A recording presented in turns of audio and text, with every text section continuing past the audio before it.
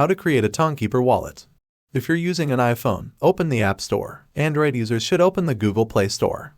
Tap on the search bar at the top of the screen and type in Tonkeeper. Look for the Tonkeeper app in the search results and tap on it. Tap on the Install button and wait for the app to download and install on your device. Once the app is installed, tap on the Open button to launch Tonkeeper.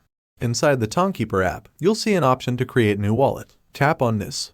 Choose a secure passcode that you'll remember easily but is difficult for others to guess. After entering your passcode, you'll need to re-enter it to confirm. If you want to receive notifications about your transactions, tap on the option to enable notifications.